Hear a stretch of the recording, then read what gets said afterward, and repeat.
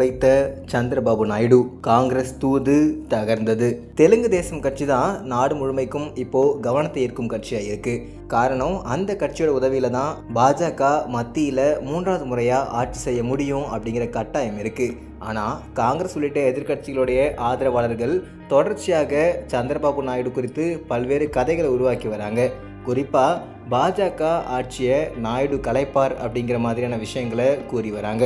இதை பற்றி உடுக்கை டீம் டெல்லியில் இருக்கும் மூத்த அரசியல் ஆய்வாளர்கள் கிட்ட கருத்து கேட்டோம். அதுக்கு நாயுடு பாஜகவை விட்டு போக முடியாத 7 காரணங்களை அடுக்குனாங்க. அதை இப்போ பார்க்கலாம். அதுக்கு முன்னாடி இது வரைக்கும் நீங்கள் நம்ம உடுக்கை மீடியா சேனலுக்கு சப்ஸ்கிரைப் பண்ணல அப்படின்னா மறக்காமல் சப்ஸ்கிரைப் பண்ணிக்கோங்க. அப்படியே பக்கத்தில் இருக்க பெல் பட்டனை ப்ரெஸ் பண்ணி ஆல் அப்படிங்கிறதையும் கொடுத்துக்கோங்க. அப்போ தான் நம்ம அப்டேட்ஸ் உடனுக்குடன் உங்களை தேடி வரும். சரி, அந்த 7 காரணங்கள் என்ன அப்படிங்கிறத இப்போ பார்ப்போம். முதல் காரணம், ஆந்திர மாநிலத்துக்கு பல்வேறு தேவைகளை பூர்த்தி செய்யும் கட்டாயத்தில் தெலுங்கு தேசம் கட்சி இப்போ இருக்கு. ஆந்திராவுக்கு சிறப்பு அந்தஸ்து வேண்டும் அப்படிங்கிற அக்கட்சியின் கோரிக்கையை யாருமே கேட்கல. ஆனால் இப்போ அதை செய்து தரும் இடத்துல மத்தியில் பாஜக இருக்கு. ஒருவேளை இந்தியா கூட்டணிக்கு நாயுடு ஆதரவு கொடுத்தாலும் அங்கே இருக்கும் அதிகமான மாநில கட்சிகள் ஆந்திராவுக்கு சிறப்பு அந்தஸ்து வழங்குவதை ஏற்குமா அப்படிங்கிறதும் சந்தேகம்தான். 2வது காரணம், ஜெகன்மோகன் ரெட்டி. ஆந்திர மாநிலத்தில் கடந்த காலங்களில் ஜெகன் கட்சி செய்த அட்டூழியங்களுக்கு உரிய பாடம் கற்பிக்க வேண்டும் அப்படிங்கிற எண்ணத்தில் தெலுங்கு தேசம் கட்சி இருக்குது. குறிப்பாக ஜெகன் மீது இருக்கும் பல சிபிஐ வழக்குகள் தூசி தட்டி எடுக்கப்படும் நேரம் இப்போ நெருங்கியிருக்கு. அதை சந்திரபாபு நாயுடு எப்படியும் உறுதி செய்யும் இடத்துல இப்போ இருக்காரு. அதே நேரத்தில் பாஜகவும் ஜெகன் மீதான நடவடிக்கைக்கு எதிராக இருக்கும் கட்சியாக இருக்காது. ஜெகன் மற்றும் நவீன் பட்நாயக்கை சம அளவில் தள்ளி வைத்திருந்த கட்சி தான் பாஜக. 3வது காரணம், ஆந்திர மக்களுடைய மனநிலை. ஆந்திரா வளரணும் அப்படிங்கிற எண்ணத்தில் மட்டும்தான் தெலுங்கு தேசம் கட்சிக்கு ஆதரவாக மக்கள் வாக்களிச்சிருக்காங்க. அதோட ஆந்திர சட்டமன்ற தேர்தல் நேரத்தில் 3 பொதுக்கூட்டங்கள் மற்றும் ஒரே ஒரு சாலை மார்க்க பிரச்சாரத்தை பிரதமர் மோடி செஞ்சார். இதுக்கு நல்ல பலன் கிடைச்சதா சந்திரபாபு நாயுடு வெளிப்படையாகவே சொல்லியிருந்தார். பாஜகவுக்கு ஆந்திர மக்கள் மத்தியில் இருக்கும் ஆதரவுக்கு எதிராக போக முடியாது அப்படிங்கிறது சந்திரபாபு நாயுடுக்கு நல்லாவே தெரியும். 4வது காரணம், பவன் கல்யாண். ஜனசேனா கட்சியின் பங்கு இந்த தேர்தலில் மிகவும் முக்கியத்துவம் வாய்ந்ததாக இருக்குது. தமிழகத்தில் நாம் தமிழர் செய்யும் பணியை ஆந்திர மாநிலத்தில் ஜனசேனா கட்சி செஞ்சிருக்கு. 21 சட்டமன்ற உறுப்பினர்களை பெற்றுள்ள ஜனசேனா கட்சி பிரதான எதிர்க்கட்சி அப்படிங்கிற வரிசையில் இப்போது அமர இருக்கு. பாஜக மற்றும் சந்திரபாபு நாயுடுக்கு இடையில இருந்த கசப்பான உறவை சரி செய்ததும் பவன் கல்யாண் தான். இதனால் தெலுங்கு தேசம் கட்சி இந்தியா கூட்டணி பக்கம் போகலாம் அப்படிங்கிற எண்ணத்துக்கு வந்தாலும் அதற்கு தடையாக ஜனசேனா கட்சி இருக்கும் அப்படின்னு எதிர்பார்க்கப்படுது. 5வது காரணம், மகன் நரலோகேஷ்.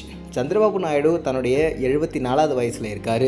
இப்போது ஆந்திர மாநிலத்துடைய முதல்வர் பதவியில் அமர்ந்தாலும் தன்னோட மகன் நரலோகேஷோடைய எதிர்காலம் அப்படிங்கிறது நாயுடுக்கு மிகவும் முக்கியமாக இருக்குது. ஜெகனுக்கு இணையான தலைவராக மகன் நரலோகேஷை உயர்த்தணும் அப்படின்னு சந்திரபாபு நாயுடு நினச்சா அதற்கு மோடி மற்றும் பவன் கல்யாணுடைய துணை நிச்சயமாக தேவைப்படுது. அதனால் தன்னோட மகனோட எதிர்காலத்தை உறுதி செய்ய ஜெகனை தன்னால் முடிஞ்ச வரைக்கும் பலவீனப்படுத்த சந்திரபாபு நாயுடு முயல்வார்.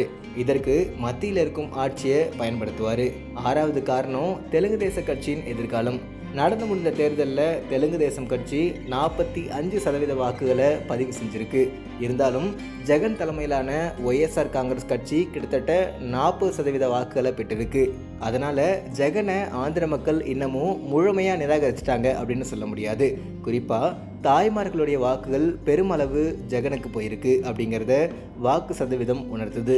அதனால் ஜெகன் அப்படிங்கிறவர் கீழே விழுந்த குதிரை, அது எப்போ வேணாலும் எழும் அப்படிங்கிறது சந்திரபாபு நாயுடு மாதிரியான பழுத்த அரசியல் அனுபவம் வாய்ந்த தலைவருக்கு நல்லாவே தெரியும். இந்த நிலையில் மத்தியில் இருக்கும் ஆட்சியில் கவனம் செலுத்துவதை விட்டுட்டு மாநிலத்தில் தன்னுடைய முழு கவனத்தை குவிக்கணும் அப்படிங்கிறத நாயுடு விரும்புவார். 7வது காரணம், அரசியல் மறுவாழ்வு.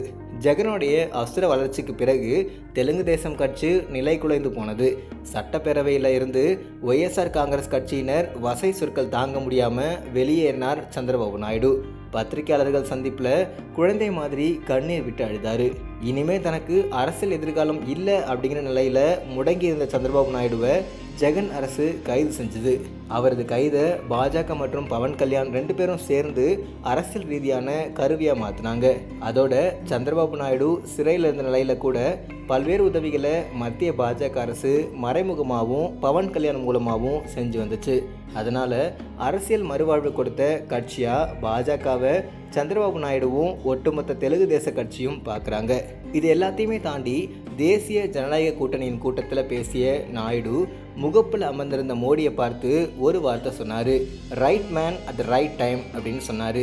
அதோட சரத்பவார் மற்றும் இதர காங்கிரஸ் கட்சியினர் முக்கியஸ்தர்கள் அழைத்தும் அதை நிராகரிச்சிட்டாரு. காரணம், மோடி அரசு மீண்டும் வேண்டும், அதுவே நாட்டுக்கு நல்லது அப்படிங்கிற நோக்கத்தில் சந்திரபாபு நாயுடு இருப்பதா தெலுங்கு தேச கட்சியின் வட்டாரங்கள் தெரிவிக்கிறாங்க.